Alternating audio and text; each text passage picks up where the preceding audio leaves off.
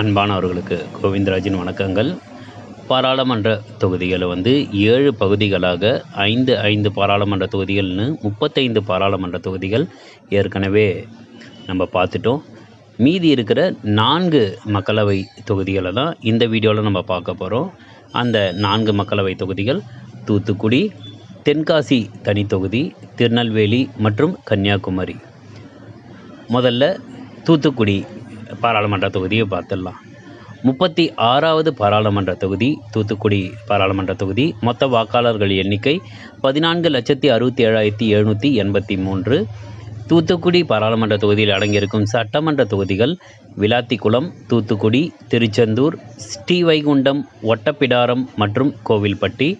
இதற்கு முன்னர் தூத்துக்குடி மக்களவை உறுப்பினர்களாக எஸ்.ஆர். ஜெயதுரை அவர்கள் திராவிட முன்னேற்ற கழகத்தின் சார்பாக 2009லும், அனைத்து இந்திய அண்ணா திராவிட முன்னேற்ற கழகத்தின் சார்பாக ஜெயசிங் தியாகராஜ் நட்டர்ஜி அவர்கள் 2014ஆம் ஆண்டும், திராவிட முன்னேற்ற கழகத்தை சார்ந்த கனிமொழி கருணாநிதி அவர்கள் 2019ஆம் ஆண்டும் இங்கே மக்களவை உறுப்பினர்களாக பணியாற்றி வந்தனர்கள். 2019 தேர்தலின்படி திமுகவை சேர்ந்த கனிமொழி கருணாநிதி அவர்கள் 5,63,143 வாக்குகளும், பாஜகவை சேர்ந்த தமிழிசை சவுந்தரராஜன் அவர்கள் 2,15,934 வாக்குகளும், அமமுகவை சேர்ந்த எம். புவனேஸ்வரன் அவர்கள் 76,866 வாக்குகளும், நாம் தமிழர் கட்சி சார்பாக எஸ். கிறிஸ்டன்டைன் ராஜசேகர் அவர்கள் 49,222 வாக்குகளும், மக்கள் நீதி மையத்தை சார்ந்த டிபிஎஸ் பொன்குமரன் அவர்கள் 25,702 வாக்குகளும், நோட்டாவிற்கு 9,234 வாக்குகளும் பதிவாகியிருந்தது. தற்போது திமுகவை சேர்ந்த கனிமொழி கருணாநிதி அவர்கள் மக்களவை உறுப்பினராக பணியாற்றி வருகிறார்கள். 2024 தேர்தலில் போட்டியிடக்கூடிய முக்கிய வேட்பாளர்களாக திமுகவை சேர்ந்த கனிமொழி கருணாநிதி அவர்களும், அஇஅதிமுகவை சேர்ந்த ஆர். சிவசாமி வேலுமணி அவர்களும், தமிழ் மாநில காங்கிரஸை சார்ந்த எஸ்டிஆர் விஜயசீலன் அவர்களும், நாம் தமிழர் கட்சி சார்பாக ஜே. ரொவினா ரூத் ஜேன் அவர்களும் போட்டியிடுகிறார்கள். தவிர சுயேட்சையும் பல பேர் போட்டியிடுகிறார்கள். தூத்துக்குடி பாராளுமன்ற வாக்காளர்கள் ஏப்ரல் 19ஆம் தேதி நடக்கும் நாடாளுமன்ற பொதுத் தேர்தல் அன்று உங்கள் வாக்குகளை செலுத்தி உங்களுக்கான மக்களவை உறுப்பினரை தேர்ந்தெடுத்து உங்கள் தொகுதியை சீரமைத்து கொள்ளுமாறு கேட்டுக்கொள்கிறேன். அடுத்து நம்ம பார்க்கக்கூடிய தொகுதி தென்காசி லோக்சபை தொகுதி 37வது பாராளுமன்ற தொகுதியாகும். இது ஒரு தனி தொகுதியாகும். மொத்த வாக்காளர்களின் எண்ணிக்கை 15,03,898 வாக்காளர்கள். தென்காசி பாராளுமன்ற தொகுதியில் அடங்கியிருக்கும் சட்டமன்ற தொகுதிகள் ராஜபாளையம், ஸ்ரீவில்லிபுத்தூர், சங்கரன் கோவில், வாசுதேவநல்லூர், கடையநல்லூர் மற்றும் தென்காசி. இதற்கு முன்னர் இங்கே மக்களவை உறுப்பினர்களாக 1957ஆம் ஆண்டு காங்கிரஸை சேர்ந்த சங்கரபாண்டியன் அவர்களும், 1962ஆம் ஆண்டு காங்கிரஸை சார்ந்த சுவாமி அவர்களும், 1967ஆம் ஆண்டு காங்கிரஸை சார்ந்த ஆறுமுகம் அவர்களும், 1971ஆம் ஆண்டு காங்கிரஸை சார்ந்த செல்லசாமி அவர்களும், காங்கிரஸை சேர்ந்த அருணாச்சலம் அவர்கள் முறையே 1977, 80, 84, 89 மற்றும் 91ஆம் ஆண்டுகளிலும், தமிழ் மாநில காங்கிரஸை சேர்ந்த அருணாச்சலம் அவர்கள் 1996ஆம் ஆண்டும், அனைத்து இந்திய அண்ணா திராவிட முன்னேற்ற கழகத்தின் சார்பாக போட்டியிட்ட எஸ். முருகேசன் அவர்கள் 1998 மற்றும் 1999ஆம் ஆண்டுகளிலும், கம்யூனிஸ்ட் பார்ட்டியை சேர்ந்த எம். அப்பாதுரை அவர்கள் 2004ஆம் ஆண்டும், கம்யூனிஸ்ட் பார்ட்டியை சேர்ந்த லிங்கம் அவர்கள் 2009ஆம் ஆண்டும், அனைத்து இந்திய அண்ணா திராவிட முன்னேற்ற கழகத்தின் சார்பாக போட்டியிட்ட எம். வசந்தி அவர்கள் 2014ஆம் ஆண்டும், திமுகவை சேர்ந்த தனுஷ் எம். குமார் அவர்கள் 2019ஆம் ஆண்டும் இங்கே வெற்றி பெற்று மக்களவை உறுப்பினர்களாக இருந்துள்ளார்கள். 2019 தேர்தலில் திமுகவை சேர்ந்த தனுஷ் எம். குமார் 4,76,156 வாக்குகளும், அனைத்து இந்திய அண்ணா திராவிட முன்னேற்ற கழகத்தின் சார்பாக போட்டியிட்ட டாக்டர் கே. கிருஷ்ணசாமி அவர்கள் 3,55,589 வாக்குகளும், அமமுகவை சேர்ந்த எஸ். பொன்னுத்தாய் அவர்கள் 92,116 வாக்குகளும், நாம் தமிழர் கட்சியை சார்ந்த எஸ். மதிவாணன் அவர்கள் 59,445 வாக்குகளும், மக்கள் நீதி மையத்தை சார்ந்த கே. முனீஸ்வரன் அவர்கள் 24,023 வாக்குகளும், நோட்டாவிற்கு 14,056 வாக்குகளும் விழுந்தது. திமுகவை சேர்ந்த தனுஷ் எம். குமார் அவர்கள் தற்போதைய மக்களவை உறுப்பினராக பணியாற்றி வருகிறார்கள்.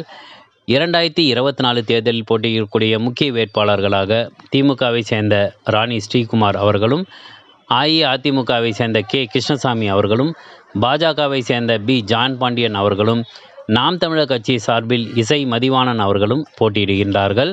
தென்காசி பாராளுமன்ற தொகுதி வாக்காளர் பெருமக்கள் ஏப்ரல் 19ஆம் தேதி அன்று நடைபெறும் நாடாளுமன்ற தேர்தல் நாளன்று உங்கள் வாக்குகளை செலுத்தி உங்களுக்கான மக்களவை உறுப்பினரை தேர்ந்தெடுக்குமாறு தாழ்மையுடன் கேட்டுக்கொள்கிறேன். அடுத்து நம்ம பார்க்கக்கூடிய பாராளுமன்ற தொகுதி திருநெல்வேலி. 38வது பாராளுமன்ற தொகுதியாக திருநெல்வேலி பாராளுமன்ற தொகுதி இருக்கிறது. மொத்த வாக்காளர்களின் எண்ணிக்கை 16,20,514. திருநெல்வேலி பாராளுமன்ற தொகுதி அடங்கியிருக்கக்கூடிய சட்டமன்ற தொகுதிகள் ஆலங்குளம், திருநெல்வேலி, அம்பாசமுத்திரம், பாளையங்கோட்டை, நாங்குநேரி மற்றும் ராதாபுரம்.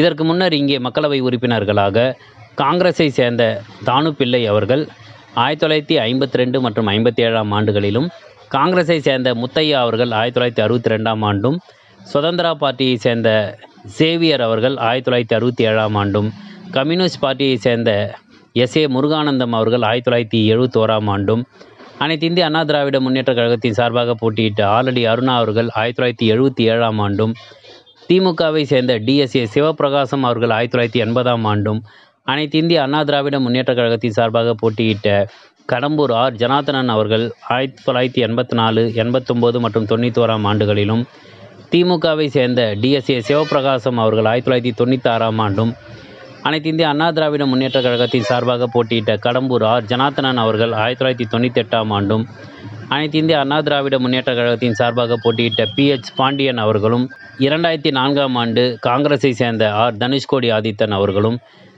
2009ஆம் ஆண்டு காங்கிரஸை சேர்ந்த ராமசுப்பு அவர்களும், 2014ஆம் ஆண்டு அனைத்து இந்திய அண்ணா திராவிட முன்னேற்ற கழகத்தின் சார்பாக போட்டியிட்ட கே.ஆர்.பி. பிரபாகரன் அவர்களும், 2019ஆம் ஆண்டு திமுகவை சேர்ந்த எஸ். ஞானதிரவியம் அவர்களும் திருநெல்வேலி பாராளுமன்ற தொகுதியில் தேர்ந்தெடுக்கப்பட்ட மக்களவை உறுப்பினர்கள் ஆவார்.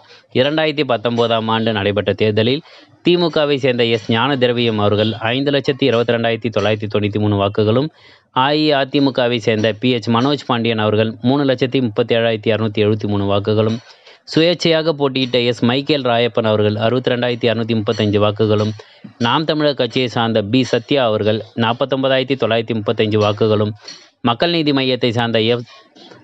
வெண்ணிமலை அவர்கள் 23,120 வாக்குகளும், நோட்டாவிற்கு 10,968 வாக்குகளும் விழுந்தது. தற்போது திமுகவை சேர்ந்த எஸ். ஞானதிரவியம் அவர்கள் மக்களவை உறுப்பினராக பணியாற்றி வருகிறார்கள். 2024 தேர்தலில் போட்டியிடக்கூடிய முக்கிய வேட்பாளர்களாக காங்கிரஸ் சார்பில் சி. ராபர்ட் புரூஸ் அவர்களும், அனைத்து இந்திய அண்ணா திராவிட முன்னேற்ற கழகத்தின் சார்பாக எம். ஜான்சிராணி அவர்களும், பாஜக சார்பில் நயினார் நாகேந்திரன் அவர்களும், நாம் தமிழர் கட்சி சார்பாக பி. சத்யா அவர்களும் போட்டியிடுகிறார்கள். திருநெல்வேலி பாராளுமன்ற தொகுதி வாக்காளர் பெருமக்கள் ஏப்ரல் 19ஆம் தேதி நடக்கும் பாராளுமன்ற தொகுதி தேர்தலில் உங்கள் பாராளுமன்ற தொகுதிக்கு யார் வந்தால் சிறப்பாக செய்வார்கள் என்று எண்ணுகிறீர்களோ அவர்களுக்கு வாக்களித்து அவரை வெற்றி பெற செய்து உங்கள் தொகுதியை மேம்படுத்த வேண்டுகிறேன். அடுத்து நம்ம பார்க்கக்கூடிய தொகுதி கன்னியாகுமரி. 39வது பாராளுமன்ற தொகுதியாக கன்னியாகுமரி பாராளுமன்ற தொகுதி விளங்குகிறது. மொத்த வாக்காளர்களின் எண்ணிக்கை 15,79,958. கன்னியாகுமரி பாராளுமன்ற தொகுதியில் அடங்கியிருக்கக்கூடிய சட்டமன்ற தொகுதிகள் கன்னியாகுமரி, நாகர்கோயில், கொளச்சல், பத்மநாபபுரம், விளவங்கோடு மற்றும் கிள்ளியூர். இதற்கு முன்னர் பாராளுமன்ற உறுப்பினர்களாக 2009ஆம் ஆண்டு திமுகவை சேர்ந்த ஹெலன் டேவிட்சன் அவர்களும், 2014ஆம் ஆண்டு பாரதிய ஜனதா கட்சியை சேர்ந்த பொன் ராதாகிருஷ்ணன் அவர்களும், 2019ஆம் ஆண்டு காங்கிரஸை சேர்ந்த ஹெச். வசந்தகுமார் அவர்களும், 2021 நடந்த பை எலெக்ஷனில் காங்கிரஸை சேர்ந்த விஜய் வசந்த் அவர்களும் வெற்றி பெற்று இங்கே மக்களவை உறுப்பினர்களாக பணியாற்றி வந்தனர். 2021 தேர்தலில் படி காங்கிரஸை சேர்ந்த விஜய் வசந்த் அவர்கள் 5,76,037 வாக்குகளும், பாஜகவை சேர்ந்த பொன் ராதாகிருஷ்ணன் அவர்கள் 4,38,087 வாக்குகளும், நாம் தமிழர் கட்சியை சார்ந்த ஆர். அனிட்டர் ஆல்வின் அவர்கள் 58,593 வாக்குகளும், மக்கள் நீதி மையத்தை சார்ந்த சுபாஷ் சார்லஸ் அவர்கள் 8,536 வாக்குகளும், நோட்டாவிற்கு 4,938 வாக்குகளும் பதிவாகியிருந்தது. தற்போது காங்கிரஸை சேர்ந்த விஜய் வசந்த் அவர்கள் மக்களவை உறுப்பினராக பணியாற்றி வருகிறார்கள். 2024 தேர்தலில் போட்டியிடக்கூடிய முக்கிய வேட்பாளர்களாக காங்கிரஸை சேர்ந்த விஜய் வசந்த் அவர்களும், அஇஅதிமுகவை சேர்ந்த நசிரத் பசீலியன் அவர்களும், பாஜகவை சேர்ந்த பொன் ராதாகிருஷ்ணன் அவர்களும், நாம் தமிழர் கட்சி சார்பாக மரியா ஜெனிஃபர் அவர்களும் போட்டியிடுகின்றார்கள். இதை தவிர சுயேட்சையாக பலரும் போட்டியிடக்கூடிய இந்த பாராளுமன்ற தொகுதியில் இருக்கக்கூடிய வாக்காளர்கள் ஏப்ரல் 19ஆம் தேதி நடக்க இருக்கும் நாடாளுமன்ற தேர்தல் நாளில் உங்கள் வாக்குகளை செலுத்தி உங்களுக்கான பாராளுமன்ற உறுப்பினரை தேர்ந்தெடுக்குமாறு தாழ்மையுடன் கேட்டுக்கொள்கிறேன். 7 பகுதிகளில் ஒவ்வொரு பகுதியிலையும் 5 பாராளுமன்ற தொகுதிகள் வீதம் 35 பாராளுமன்ற தொகுதிகள், இந்த பதிவில் 4 பாராளுமன்ற தொகுதிகள் என மொத்தம் 39 பாராளுமன்ற தொகுதிகளுக்கான மொத்த வாக்காளர்கள் எண்ணிக்கை, சட்டமன்ற தொகுதிகள் அடங்கி இருக்கக்கூடிய பாராளுமன்ற தொகுதிகள், அதே மாதிரி இதற்கு முன்னாடி மக்களவை உறுப்பினர்களாக இருந்தவர்கள், 2019 நிலவரப்படி பெற்ற வாக்குகள், 2024 யார் யாருன்னா போட்டியிடுறாங்க அப்படின்ற தகவல் தான் நம்ம இந்த 39 தொகுதிகளில் பார்த்தோம். இந்த பகுதிகளோட லிங்க் டிஸ்கிரிப்ஷனில் இருக்குது, நீங்கள் அதை பார்த்து கொள்ளுங்கள். ஆக தமிழ்நாட்டில் மொத்தம் 39 தொகுதிகள், அதாவது திருவள்ளூர், சென்னை வடக்கு, சென்னை தெற்கு, மத்திய சென்னை, ஸ்ரீபெரும்புத்தூர் இது முதல் பகுதிகளாகும். காஞ்சிபுரம், அரக்கோணம், வேலூர், கிருஷ்ணகிரி மற்றும் தர்மபுரி 2வது பதிவிலையும், திருவண்ணாமலை, ஆரணி, விழுப்புரம், கள்ளக்குறிச்சி மற்றும் சேலம் 3வது பதிவிலும், நாமக்கல், ஈரோடு, திருப்பூர், நீலகிரி, கோயம்புத்தூர் 4வது பதிவிலும், பொள்ளாச்சி, திண்டுக்கல், கரூர், திருச்சி, பெரம்பலூர் 5வது பகுதியிலும், கடலூர், சிதம்பரம், மயிலாடுதுறை, நாகப்பட்டினம் மற்றும் தஞ்சாவூர் 6வது பகுதியிலும், சிவகங்கை, மதுரை, தேனி, விருதுநகர், ராமநாதபுரம் 7வது பதிவிலும், தூத்துக்குடி, தென்காசி, திருநெல்வேலி மற்றும் கன்னியாகுமரி இந்த 8வது பகுதியிலும் இருக்கிறது. ஏப்ரல் 19, 2024 அன்று நடைபெறும் நாடாளுமன்ற தேர்தலில் வாக்காளர் பெருமக்கள் அனைவரும் நேரில் சென்று நீங்கள் ஓட்டு போட்டு 100% ஓட்டுப்பதிவை நீங்கள் பதிவு செய்யுங்கள். உங்களுக்கான மக்களவை உறுப்பினர் யார் என்பதை நீங்கள் அலசி ஆராய்ந்து இவருக்கு ஓட்டு போட்டால் உங்களுக்கு நல்லது நடக்கும் என்று தெரிபவருக்கு உங்கள் ஓட்டுக்களை நீங்கள் செலுத்துங்கள். 100% வாக்களிப்பது நமது கடமை. அதனால் நம் ஓட்டுரிமையை எக்காரணத்தை கொண்டும் வேறு காரணங்களுக்காக ஓட்டளிக்காமல் நீங்கள் விட்டுவிடாதீர்கள். வாக்களிப்பது நமது கடமை. ஆதலினால் ஏப்ரல் 19ஆம் தேதி மறவாமல் நீங்கள் வாக்களித்து ஜனநாயகத்தை நிலைநாட்டுவோம். 2024 பாராளுமன்ற தேர்தலில் போட்டியிடக்கூடிய கட்சிகளின் தலைவர்கள் சிலர் வேறு கட்சிகளுடைய சின்னத்தில் போட்டியிடுகிறார்கள். அதன்படி புதிய நீதி கட்சியின் தலைவர் ஏசி சண்முகம் அவர்கள் பாஜகவின் சின்னமான தாமரை சின்னத்தில் வேலூரில் போட்டியிடுகிறார்கள். இந்திய மக்கள் கல்வி முன்னேற்றக் கழகத்தின் தலைவர் தேவநாதன் யாதவ் அவர்கள் பாஜக சின்னமான தாமரை சின்னத்தில் சிவகங்கை தொகுதியில் போட்டியிடுகிறார்கள்.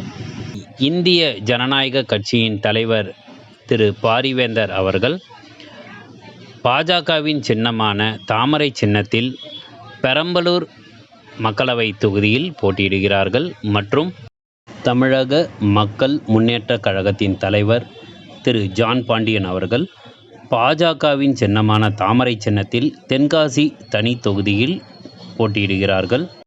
கொங்குநாடு மக்கள் கட்சியை சேர்ந்த விஎஸ் மாதேஸ்வரன் அவர்கள் திமுக சின்னமான உதயசூரியன் சின்னத்தில் நாமக்கல் தொகுதியில் போட்டியிடுகிறார்கள். எஸ்டிபிஐ கட்சியை சார்ந்த விஎம்எஸ் முகமது முபாரக் அவர்கள் திண்டுக்கல் தொகுதியில், அஇஅதிமுகவின் சின்னமான இரட்டை இலை சின்னத்தில் போட்டியிடுகிறார்கள். புதிய தமிழகம் கட்சியின் தலைவரான திரு கே கிருஷ்ணசாமி அவர்கள் அஇஅதிமுகவின் சின்னமான இரட்டை இலை சின்னத்தில் தென்காசி தனி தொகுதியில் போட்டியிடுகிறார்கள். கடந்த 8 பதிவுகளாக 39 பாராளுமன்ற தொகுதிகளை ஒரு கண்ணோட்டத்தோடு நான் கண்டபோது எனக்கு பெரும் ஊக்கமும் ஆக்கமும் அளித்த அனைவருக்கும் என் நன்றிகள். மீண்டும் ஒரு முறை ஏப்ரல் 19, 2024 அன்று நீங்கள் வாக்களித்து மக்களவை உறுப்பினர்களை தேர்ந்தெடுக்க வேண்டுமாய் உங்களை நான் கேட்டுக்கொள்கிறேன். மீண்டும் அடுத்த பதிவில் சந்திப்போம். நன்றி.